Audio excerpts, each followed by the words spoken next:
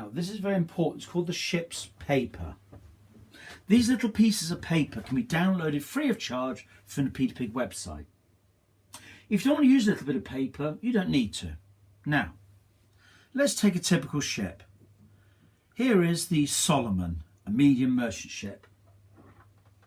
All medium merchant ships start the game with 2 crew markers, 2 sail markers and 2 gun markers.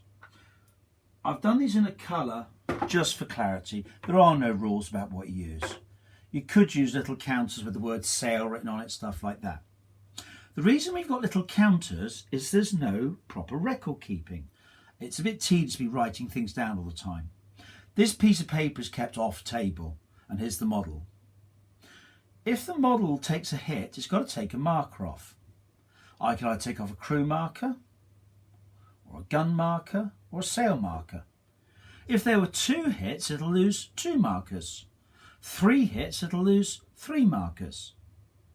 For example, let's say the Solomon, this medium merchantman, has taken 3 hits. The first hit is taken by the ship owner itself. So if I'm this captain, I decide I'm going to take a gun first of all. Remember, there are 3 hits, or 3 scores of 6. The opponent chooses everything after the first hit. Now, a wily opponent might want to take both of the sail markers, because that reduces the movement. And there's the 3 hits. Nothing needs to be written, it's all done by counters. Now, the counters need explaining. The little ones I've used, little model sail, little model man, little model gun. It does not mean there's 2 masts, 2 men and 2 guns. This is proportion. If there are 2 gun markers and 1 goes, you can see the gunnery's been halved. It doesn't mean there are 2 guns. This merchantman might have 6 guns or 4 guns. It doesn't matter, it's proportion. And remember, 2 guns on a medium ship is more effective than 2 gun markers on a small ship, but less effective than 2 gun markers on a big ship. At the start of a game, all merchant ships, and the Solomon is a merchant ship, would have 2, 2 and 2. Now warship, here's a little warship here, the Star. Warships always start with 3, 3 and 3. 3 crew, 3 sails and 3 guns. There's a warship. Now warships are also in a game, without confusing things, that have 1 extra thing. Now for this one, I'm going to put 1 extra crewman because I might want to do a lot of abortive actions. Now here's the other thing that needs to be made very, very clear indeed. If the sailing markers are all gone, it doesn't mean say there's no sail, but the sailing is now damaged. Whilst it still has counters, the sailing's working just fine, no problem at all. But if the sails all go, the sailing is damaged, there's no extra hexes available. If the crew all goes, then the ship's not very good at boarding actions. There are still some crew on the ship, but very few. The crew is significantly damaged. If the guns all go, the ship can still shoot, but it's at very much reduced level. So these counters just record a sort of a proportion of what's going on. So as a gun goes, things get worse and worse and worse.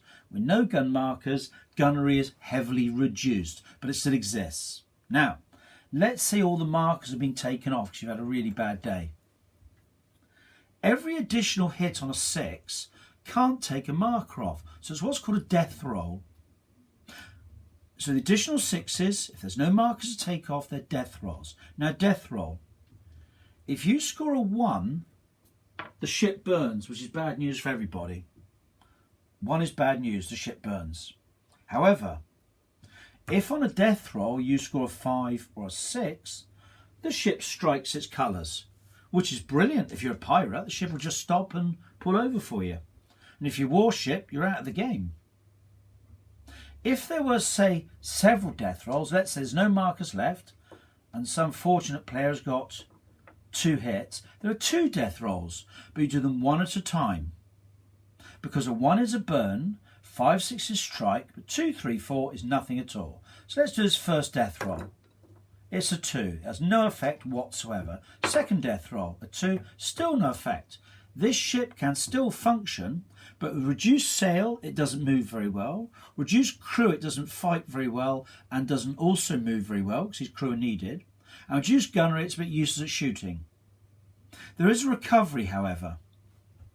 If a ship has, say, 2 crew, it gets 2 recovery dice.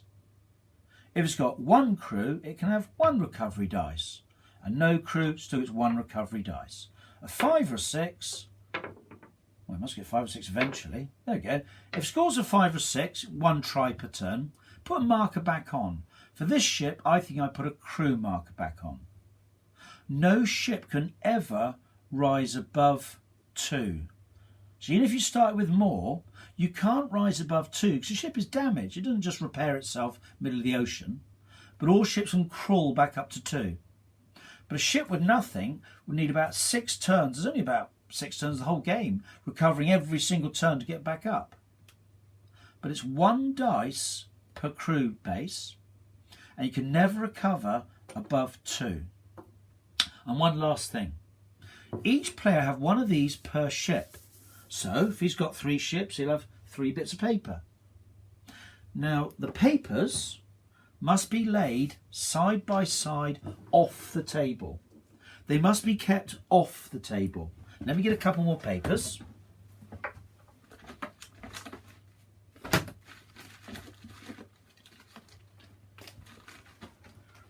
Now I print off quite a few here because we print them off by the sheet. And once again, they are free. Let us say you have 3 ships in your force. There they go. And let's pretend that they've all got a few counters on them. There we go. I'm putting a few more counters on just as a random display of how things might be going. These sheets are not kept secret. The opponent, because the distances in real life is so short, he'll see what sort of condition you're in. He'll know if your masts have been toppled.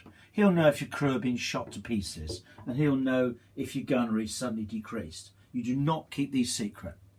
So, if these are on my table edge, there we go, like that, I've got 3 ships. I must do this ship first every turn. This ship gets done second every turn. And this ship gets done third every turn. These ships do not coordinate well, so you can't keep switching them about. You fix the start of the game and they never ever change order. This ship must go first, even if it gets in the way of some other ship. And it stops players umming and ahhing, looking at every single possibility of decision. So, you go from left to right every single turn, doing the poppy first, then the star, then the third ship, every single turn. If the star was burnt or captured or whatever, I take it out the order, but the remaining order still remains the same. If I capture a merchant ship, it joins the far right of my list. So it's still in, now it's one of my ships, I've captured it, and it goes on the far right. You cannot change this. I recommend that you have your warships to the left so they can go first, they're more manoeuvrable.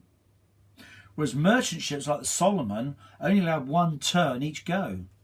So warships are best done first.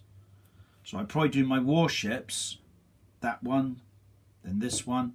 Remember, these bits of paper are off table on a little row in front of the player, because the table's quite small, and the opponent's allowed to see it. So each turn I go to the ship, I do whatever it does, then go to this ship, do whatever it does, then the next ship, and it goes on like that. We call it the paper order. You don't have to use these. You could have things like jam jar lids. So let's say it's a jam jar lid. You can just chuck all your counters in it, and you know what that ship's got. This ship, you could have another jam jar lid, put stuff in it, there we go. And once again, you don't have to use little Peter Pig markers, because these are actually Peter Pig 15mm pirates, Peter Pig 15mm pirate guns, Peter Pig 15mm little sail markers. You could use black counters or green counters, as long as the opponent knows what you've got. And that's part of the game. And that's ship papers.